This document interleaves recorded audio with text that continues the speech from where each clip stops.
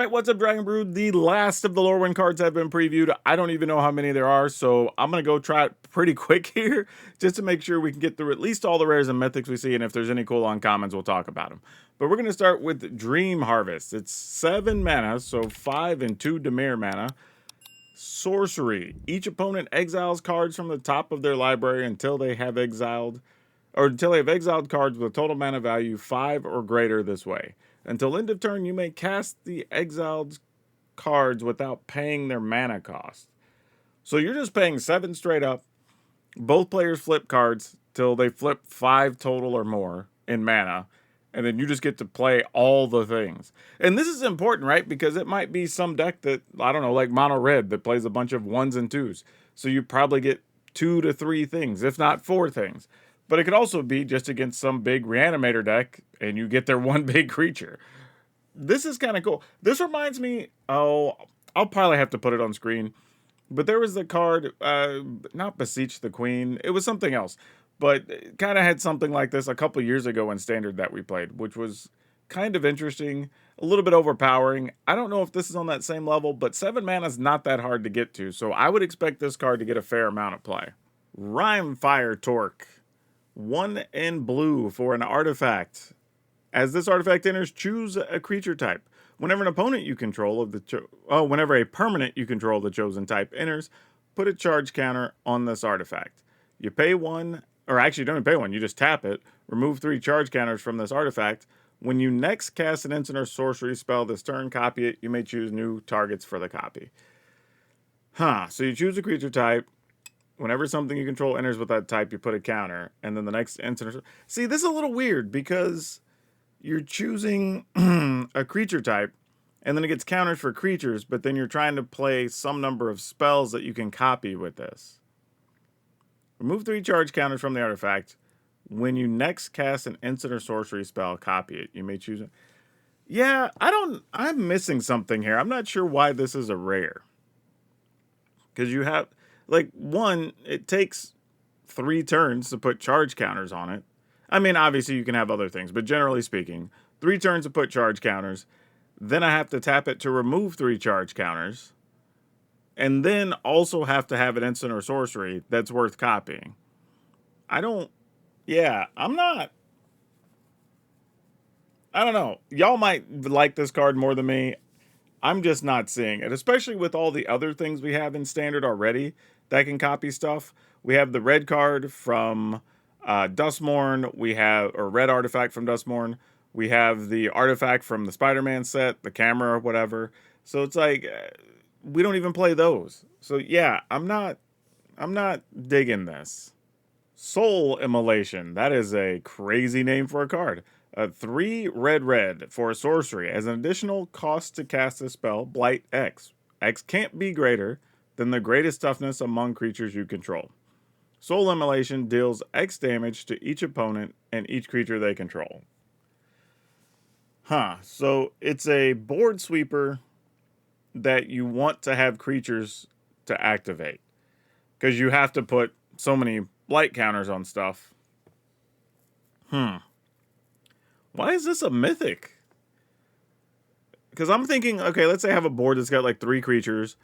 Let's say 3, 3, 4, 4, 5, 5, right? You get some flexibility on what you want to kill. You could just deal 4 to everything, so you keep your 5, 5.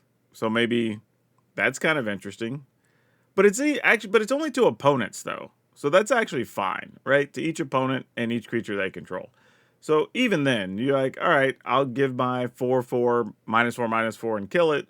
But then the opponent also takes 4 and loses all their stuff. I guess since it's asymmetrical, it makes sense that it's mythic. 5 mana, I'm trying to think like, I guess a Gruul deck could use something like this, right? For 5 mana, you could just put the 5 counters on a dragon or something. Or some 6, like a Vaultborn Tyrant, maybe. So it probably fits into, like, the Smuggler Surprise type decks or something could probably play a card like this and get away with it, I think. So yeah, there's some uses here. I'm kind of surprised it's a mythic, feels more like a rare, but yeah, this will probably get some amount of play. Champion of the Path. So this is priced like all the others at 4 mana, 3 and a red. As additional cost to cast a spell, you behold an elemental and exile it. So exile an elemental you control or an elemental card from your hand. Whenever another elemental you control enters, it deals damage equal to its power to each opponent. When this creature leaves the battlefield, return the exiled card to its owner's hand. 7/3 for 4. You do have to give up probably like a 1 or 2 mana thing. But every elemental being able to deal damage, that's pretty good. That's pretty good. If you're playing an elemental deck, I think you are going to play this. I think this one's pretty straightforward. Twilight Diviner, 2 and a black for a 3/3 elf cleric. When it enters, surveil 2. Whatever one or more other creatures you control enter, if they entered or were cast from the graveyard, create a token that's a copy of them. This triggers only once each turn. Ooh. So 3/3 for 3, you get to surveil no matter what. Then, if you have creatures enter that came in from the graveyard, then you make a token. And actually, it doesn't even say cast from the graveyard. It just says enters from the graveyard. So, any of your cards that, like, you play a land, return from the graveyard to the battlefield. You know, play for 3 mana, put stuff from the graveyard onto the battlefield. You know, that type of stuff is all really cool here. So, this could be a pretty sweet card, honestly. And you get a copy of everything you get back. I mean, even at 3/3 for 3, elf, there'll be some elf decks that want this. You get to surveil too, which also is good. So you could put stuff in the graveyard. Like, this is kind of cool. Is this a weird reanimator card too? Like, you reanimate like some big 6/6 and you get 2 of them? Like, I don't know. This is a quirky card, but I kind of like it. Kinscare, I guess that's how you say it. Kinscare Sentry, 1 and a white for a 2/2 Kithkin Soldier, first strike, and lifelink. Okay, so far so good. 2 mana, 2/2, first strike, lifelink. Whenever this creature attacks, you may put a creature card with mana value 2 or less, or X or less. I don't know why I said 2. X or less from your hand onto the battlefield tapped and attacking, where X is the number of attacking creatures you control. Wow! So it's a 2 mana, 2/2 with lifelink and first strike. Then when you attack, for the number of creatures you're attacking with, you can take something with that mana value or less from your hand and put it on the battlefield. And it's attacking. You don't even put it on the battlefield. This is interesting. Like, I'm like, how much do I like? Like, if I'm playing Kithkin, obviously I'm playing this card. But it's making me wonder, you just play this in non-Kithkin decks. Right? If you're just playing some creature base aggro deck, you play this, right? Like, there's a chance you just get a free body, even if it's just like a 1 mana or 2 mana thing. Probably worth it, I would think. Yeah, this is kind of wild. This is an interesting card. Glenelendra Guardian, 2 and a blue for a 3/4 flash flying.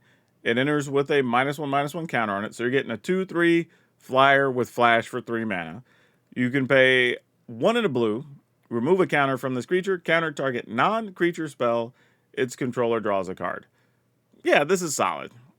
I mean, generally we get some version of a blue card that's do something, counter target non-creature spell, or counter target instant or sorcery. So like we get those every few sets. This kind of is right in that space, but it does have flash, which is nice. It's also a flyer, which is nice. It's a fairy, which is that's going to be a whole deck type people want to play. So like, yeah, I'm here for it. Catharsis. 4 and 2 Boros mana. It's a 3/4. So smaller than most other elementals, I think, or incarnations. But this is also an elemental incarnation. When this enters, if you pay 2 white, you create 2 1/1 green and white Kithkin tokens. If you paid 2 red, creatures you control get +1/+1 and gain haste until end of turn. Huh. You know, if I'm already playing a Kithkin deck, this is cool. I mean, you can pay 2 red or 2 white to evoke it. Basically 2 mana, get 2 1/1 creatures, or 2 mana, your creatures get +1/+1 in haste. Like, we would probably play either of those spells, but the fact that it comes on a late game body that you could potentially get more, that's cool. And the card itself is actually pretty sweet, because later on it is a 3/4 with haste. Because it doesn't say other creatures, it just says creatures you control gain. So there's some value there. Yeah, I don't have a problem with this card.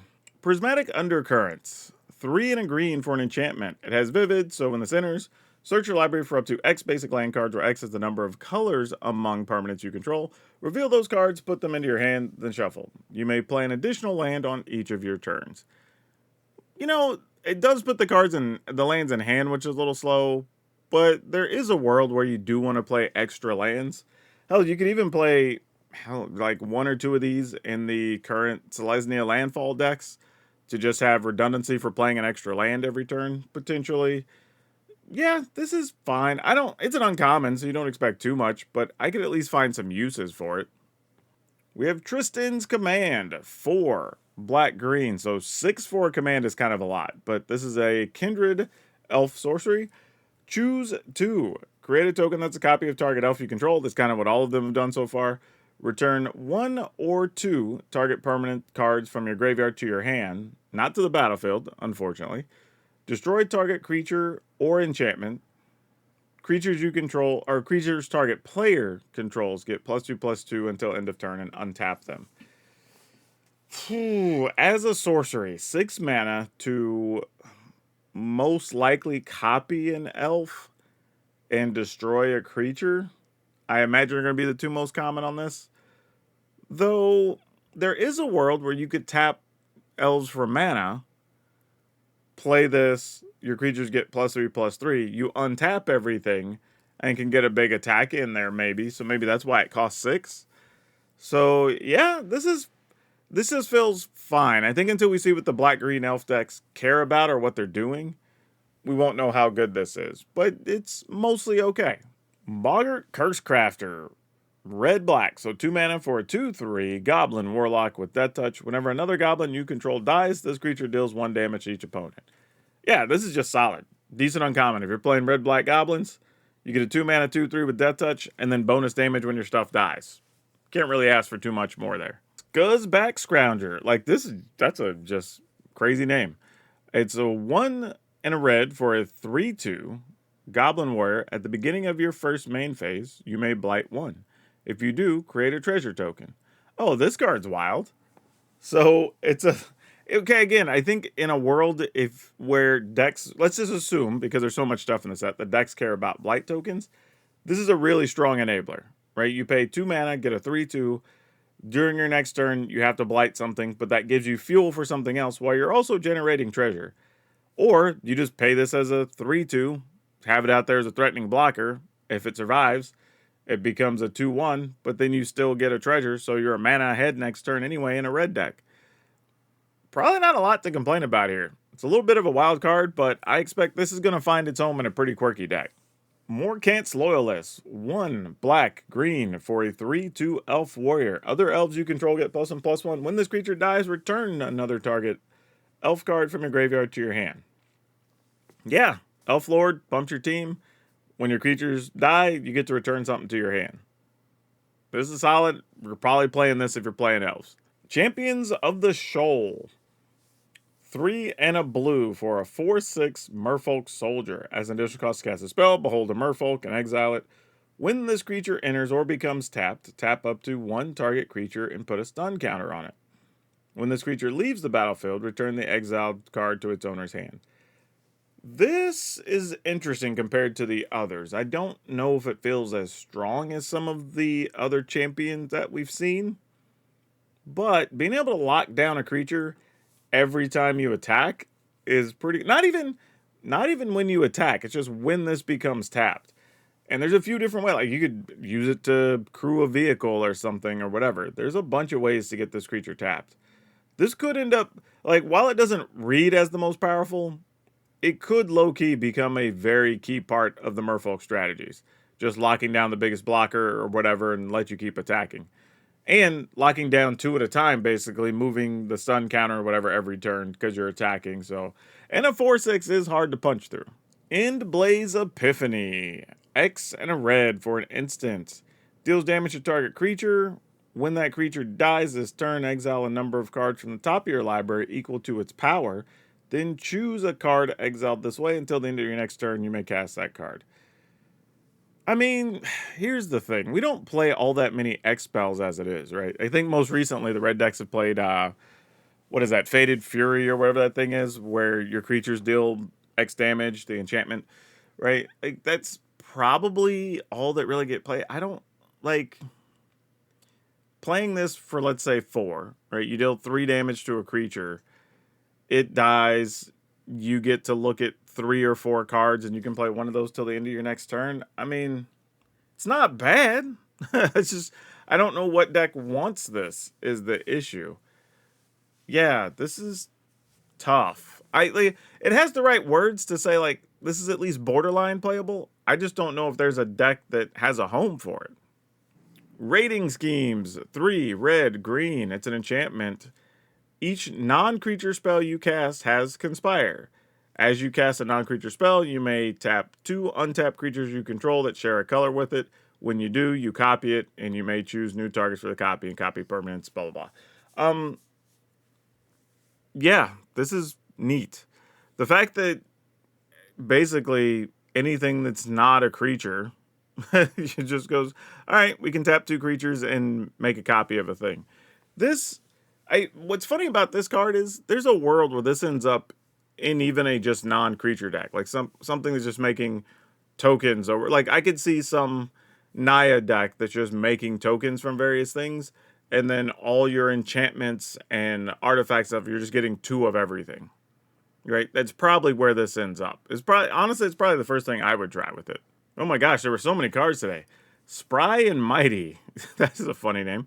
4 and a green, so 5 mana. Sorcery. Choose 2 target creatures, or choose 2 creatures you control. Doesn't even say target. You draw X cards, and the chosen creatures gain +X and gain trample until end of turn, where X is the difference between the chosen creature's powers. Oh, okay, so the name makes sense. Spry for the small creature and Mighty for the big creature. Yeah. It's 5 mana.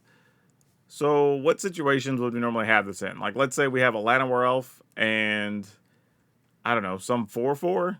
So you pay 5 mana, so you draw 3 cards, and each of those creatures gets +3/+3. It's not bad. This is probably more exciting and limited, where you often will have a 1 power creature and like a 5 power creature or something. I don't think we're going to play this in 60 card Magic, though. Moonshadow. Now, this is one I did actually see people talking about last night. Moonshadow is just a single black mana for a 7/7 menace. This creature enters with 6 -1/-1 counters on it. When 1 or more permanent cards are put into your graveyard from anywhere, while this creature has -1/-1 counters on it, you remove 1. It is also an elemental, which might matter. But it's a 1 mana 1/1 effectively, and then you have to work to get all the counters off it. Now, again, if you have stuff that eats +1/+1 or -1/-1 counters, and you can use those to charge other abilities or whatever, great. That's probably where this belongs, right? It's just a pile of -1/-1 counters to fuel everything else. However, I think people that I saw talking about this misread this, because they're like, oh, then I can just mill 3 and then I have this big creature. And it's like, well, not really. It says when 1 or more permanent. So if you mill 3, you still only get to take 1 counter off of it. It's not for each card or each permanent that's put into your graveyard. Yeah, it's not bad, but I think you have to find particular uses for it to take advantage of it. But it's cool. I feel like the decks that find a use for it are going to go nuts with it. My gosh, still more rares and mythics to talk about. Gloom Ripper. 3 black for a 4/4. All right, Elf Assassin. When this creature enters, target creature you control gets +X/+0 until end of turn, and up to 1 target creature an opponent controls gets -0/-X until end of turn, where X is the number of elves you control plus the number of elves in your graveyard. G-Bus. Okay. So 5 mana, 4/4. Let's say you've got 3 elves in play and 3 elves in your graveyard, because that's a reasonable scenario. A creature is going to get, you pick something that gets +6, because it's the number of elves you control plus the number in your graveyard. So you're going to get +6 while something else gets -6. So you're effectively going to pump one of your creatures and something else is going to die, right? Is this good enough to play? I mean, it's not bad, because it's going to be kind of creature removal in a lot of cases. I just don't know if once you get to 5 mana, this is what you're wanting to do. I guess, like, when it comes to 4, 5, and 6 mana things, we have so many options in Standard that I think that's the tough part with a card like this. While the words are fine on this card, I don't know if they're exceptionally better than our other options. Adept Water Shaper. This is a beautiful piece of art. 2 and a white, 3/4, Merfolk Cleric. Other tapped creatures you control have Indestructible. Yo, this is cool. Okay, this card's just solid all around. 3 mana, 3/4. It's a Merfolk and a Cleric, 2 popular creature types. And then you just can attack and your creatures can't die if they tap, basically. That's cool. I got no problem with this card. Yeah, this thing's solid. Boulder Dash. 1 in a red. Sorcery. It deals 2 damage to any target and 1 damage to any other target. This is very good for 2 mana. You know, it's a sorcery speed, but like, shoot you for 2 and pick off your Llanowar Elf. Kill a Llanowar Elf and a Badger Mole Cub. You know, like, you can do a lot of things for just 2 mana with this. This is actually reasonable. I don't know if it's going to make the cut in a lot of decks, but man, this is actually a useful 2 mana spell, even at sorcery speed.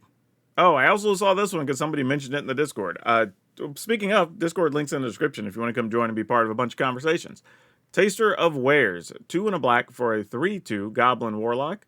When this creature enters, target opponent reveals X cards from their hand, where X is the number of goblins you control. You choose one of those cards. That player exiles it. If an instant or sorcery card is exiled this way, you may cast it for as long as you control this creature. And mana of any type may be cast a spell. This feels okay, right? Most of the time, it's going to be the 3rd goblin you play for the game. You get to look at 2 or 3 cards from the opponent, and then you get to choose one of them, and they exile it. You might get an extra spell you could cast next turn. It's not a free spell. You do have to spend mana for it, but, you know, still an option. However, your opponent can just... I mean, if it's the only thing you have, it's not great because they have a removal spell. Like, all right, it just dies and you don't really get to do anything. So that's a little disappointing. But it's a fine card. I could see a world where if I'm already playing... This is sort of like the 2/2 3 mana Lizard in the Lizard decks, right? As long as you've dealt damage, you look at the opponent's hand, you can take a card from them, they exile it, whatever. It kind of gives me those vibes, right? It's very similar. It's a 3/2 for 3. It can get your choice of a couple of cards from the opponent. And the only difference is, I guess, they get to show you what cards they want to get rid of. But it's still one less card in their hand, if not, you know, something you get to play. So, I don't know. It's a cool card. Probably gets some amount of play.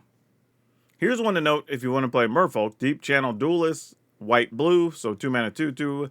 At the beginning of your end step, untap target Merfolk you control. Other Merfolk you control get +1/+1.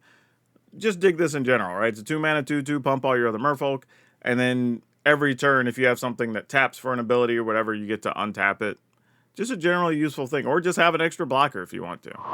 Thing I'll say about Lorwyn so far is that we've seen, now that we've got all the cards, it's like lots of useful stuff, lots of filler pieces for other decks, lots of stuff to build around, which is very cool. We still don't know how the blight mechanic's going to work yet. Are giants going to be a viable theme? I think there's a lot. What I want to ask here, though, is as we get into the next season, what are the first decks you want to see here on the channel? And what are the first decks that you're planning to build that have excited you from Lorwyn? I'll be interested to see the responses. But that's all I have for now. We'll see you next time.